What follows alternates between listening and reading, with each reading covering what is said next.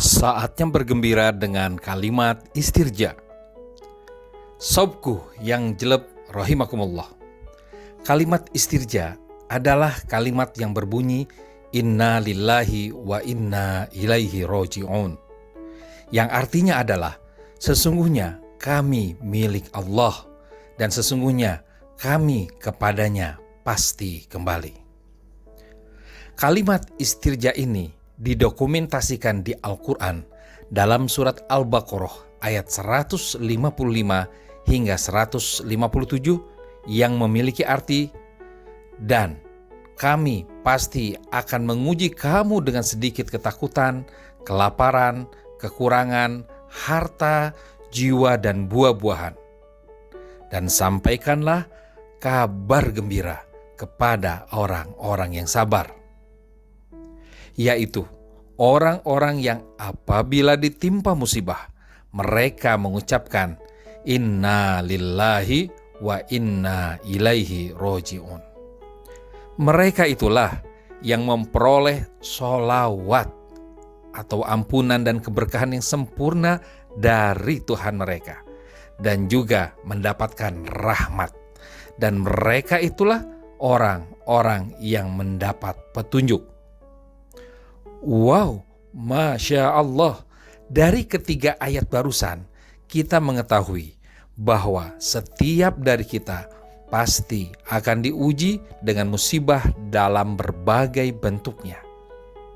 Hakikat dari musibah adalah kejadian buruk yang menimpa kita, sehingga hadirlah perasaan sedih karena merasa kehilangan sesuatu yang kita cintai.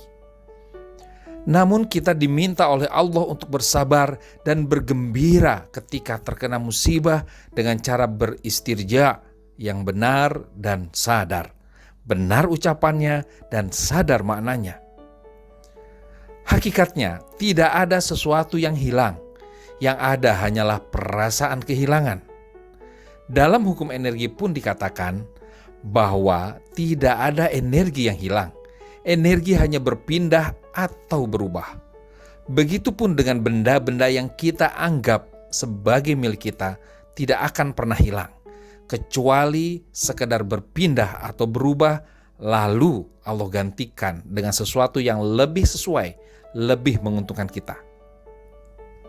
Bila motor Anda ternyata tidak berada di parkiran seperti biasanya, maka hakikatnya motor Anda tidaklah hilang, melainkan hanya berpindah.